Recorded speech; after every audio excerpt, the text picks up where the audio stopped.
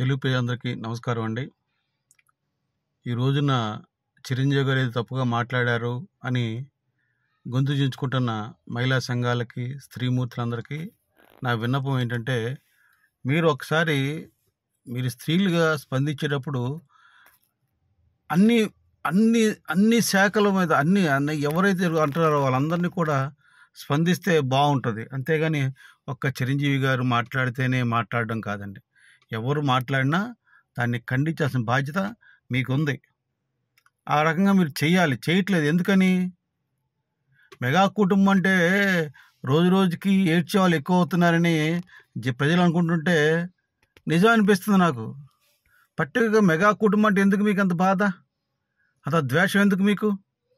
వాళ్ళు మాట్లాడితేనే మాట్లాడతారు, స్పందిస్తారు ఎందుకు? మీరు మీరు నిజంగా మహిళా సంఘాలు, స్త్రీల పట్ల బాధపడుతున్న వాళ్ళైతే జగన్మోహన్ రెడ్డి అనే దుర్మార్గుడు, దుష్టుడు, వాళ్ళ మంత్రులు 7-8 సంవత్సరాల పాటు పవన్ కళ్యాణ్ గారి భార్యల్ని ఎన్ని రకాలు మాట్లాడినారు. వాళ్ళు స్త్రీలు కాదా? వాళ్ళ గురించి మాట్లాడుతుంటే, దుర్మార్గులు మాట్లాడుతుంటే ఎందుకు మాట్లాడదు మీరు? వాళ్ళ నోట్లో నాలుక లేదనా? వాళ్ళు స్పందించడం లేదనా? ఎంత దారుణం అది! అలా మాట్లాడచ్చా? ముఖ్యమంత్రి అయినందుకు మాట్లాడాడు జగన్మోహన్ రెడ్డి దుర్మార్గుడు. ఎంతసేపు అదేనా? ఏంటండి? తప్పు కదా? తప్పుగా అనిపించట్లేదా? ఇది తప్పు అని అనిపించట్లేదా? ఎందుకు ఇట్లా చేస్తున్నారు? మీరు మహిళా సంఘాలు ఎందుకు స్పందించలేదు? అప్పుడు స్పందించాల్సిన బాధ్యత మీకు ఉంది కదా. ఎందుకంటే స్పందించకుండా, ఏమి పట్టించుకోకుండా చిరంజీవి గారు ఏమన్నారండి? ఆయన ఆడపిల్లలంటే అభిమానం ఎక్కువ. ఆయన మనవరాలు ఎంతోమంది ఉన్నారు ఆడపిల్లలు. అందరినీ సుఖంగా, ఆయనకి 2 కూతుర్లు, అందరినీ చక్కగా చూసుకుంటాడు, అందరినీ ప్రేమిస్తాడు. ఆయనకు ప్రేమ తప్ప ఇంకోటి తెలియదు ఆయనకి. అంత మంచి వ్యక్తిని పట్టుకొని మీరు స్క్రోల్ చేస్తున్నారంటే, మాట్లాడుతున్నారంటే ఏమనాలి? పవన్ కళ్యాణ్ గారు భార్యలంటే మీకు పట్టదు.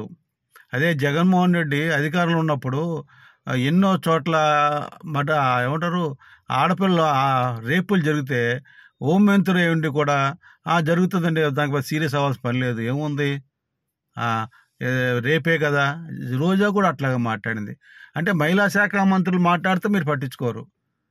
ఎన్నికలప్పుడు, లోకల్ బాడీ ఎన్నికలప్పుడు జగన్మోహన్ రెడ్డి వైసీపీ పార్టీ ఎంతో దారుణంగా బిహేవ్ చేసి నామినేషన్ వేయకుండా, వేసిన భయపెట్టి ఇళ్లలో బయటకు రానివ్వకుండా ఇబ్బంది పెట్టారే, అది మర్చిపోయారా? ఎందుకని?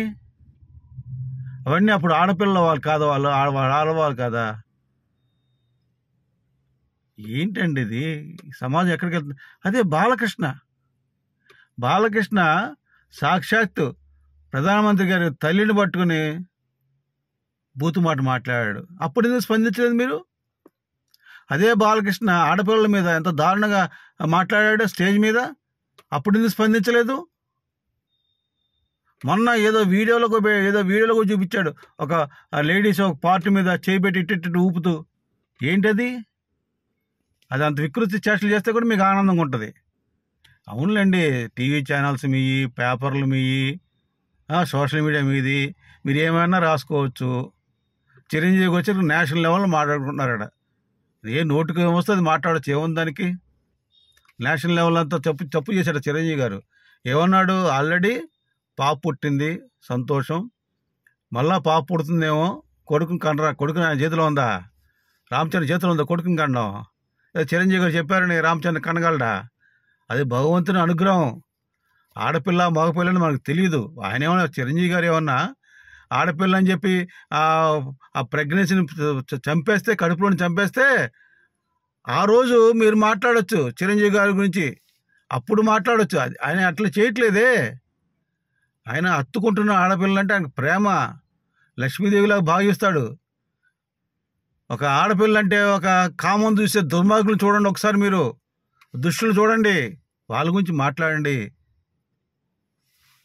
నేను ఒకటే కోరుతున్న మహిళా సంఘాలకి, దేశంలో కానీ, రాష్ట్రంలో కానీ, 2 రాష్ట్రాల్లో కానీ చాలా మంది ఆడవాళ్ళ మీద దాడులు జరుగుతున్నాయి. భ్రూణహత్యలు జరుగుతున్నాయి, రేపులు జరుగుతున్నాయి. వాటి మీద స్పందించండి. స్పందించి వాటి గురించి మీరు మాట్లాడితే నేను సంతోషిస్తాను, ప్రజలు సంతోషిస్తారు. రాజకీయ నాయకులకి తెలుస్తుంది ఏం జరుగుతుందనేది. అప్పుడు వాళ్ళు సరిదిద్దుకోవడానికి రాజకీయ నాయకులకి, పార్టీలకి అవకాశం వస్తుందని నేను తెలియజేస్తున్నా. అక్కడ మాట్లాడండి దయచేసి. మీరు ఇలా మాట్లాడడం మంచిది కాదని నేను చెప్తున్నాను.